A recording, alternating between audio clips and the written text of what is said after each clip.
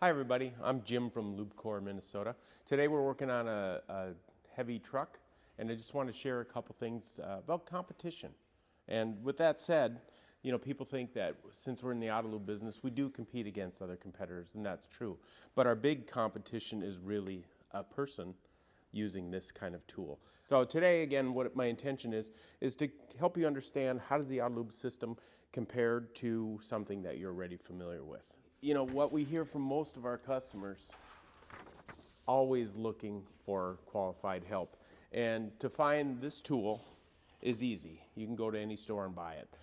What you really struggle with, or what our customers tell us they struggle with, is finding people that are willing to crawl underneath here and do the work with this tool. One of the reasons that we like and believe that you would like Autolube is because there's points in here that are really hard to get at. The nice feature about Autolube is we're connecting these to the system. You do not have to do what I'm doing to service it. So in comparison, the common thing that we see in the field is an operator with a battery-powered gun. You do need to maintain the battery. You do need to change the grease tube. You occasionally need to bleed the system, and you need to learn how to control how much grease goes to each point. And typically that's a function of your eyes and your ears. When this gun is empty, I can hear that it is empty.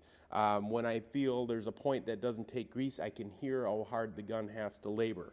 I can visibly also see, as I put the nipple on the grease zerk up here, I can physically see that there's lubricant there. And that's really what I want. But again, the challenge that we see in the field is a lot of our customers are complaining that they just don't have enough guys to do the type of work. So getting back to the comparison between the two, how do you know this one is full of grease? Generally through a lever or through your ear. You can hear that it's empty. Compared to the Autolube, you can clearly see that there's grease in the system. We've got a follower plate in here that is constantly keeping pressure.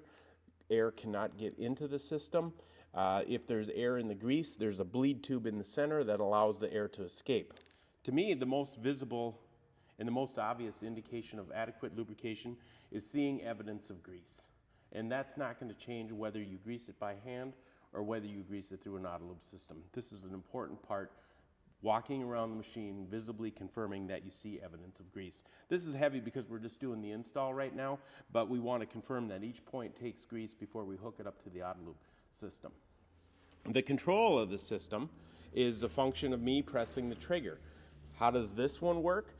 This is a timer. When the timer tells it to generate pressure, it opens a solenoid assembly on the bottom of the pump, takes air from your secondary system, and pushes a piston up that allows grease to come out and follows a main line that routes to a divider. And we'll get to that of how we partition that second.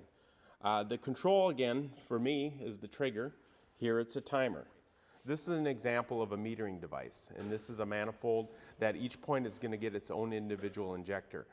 When the pump comes on pressure, it pushes grease through the main line, and as these injectors see enough pressure, they're designed to open and dispense a known volume. So each point is going to be metered individually. So if we need more grease or less grease, the injectors range in size from a 0 to a number 9. The bigger the number, the bigger the grease. They do have a laser inscription on them, so we can tell how much grease is going to each point. How do you know the system is empty? In this particular version, obviously you can hear it, and you can see your spring-loaded rod moves into the tube assembly.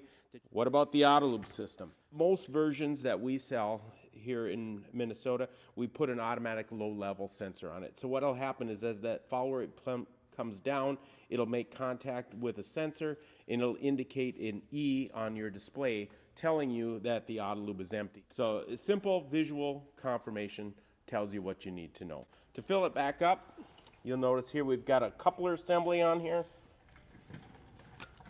And you just snap your quick fill on here on your hand pump or your transfer system and pump it back up until the follower plate's at the red line. In this particular version, to change it, you spin this out and put a new tube in, bleed it, and away you go.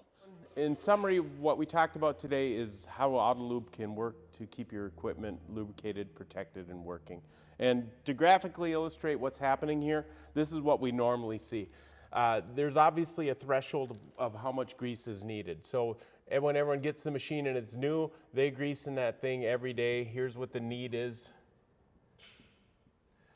You grease it a lot and time goes by, it gets dry, you hear it squeaking, you grease it again.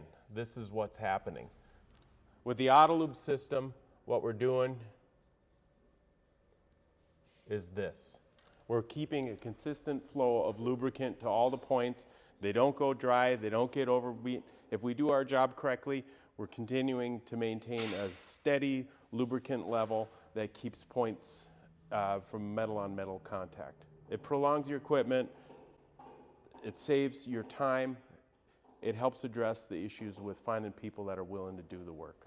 Thanks everyone for watching our video. In summary, you know, Autolube is our business. It is what we do. Lubecore is worldwide. We've been in Minnesota here. I've sold my first Autolube system 12 years ago. If you have questions on lubrication, feel free to call. We see a lot of systems. We're an expert at our own, but we do have resources to help you keep your equipment lubricated.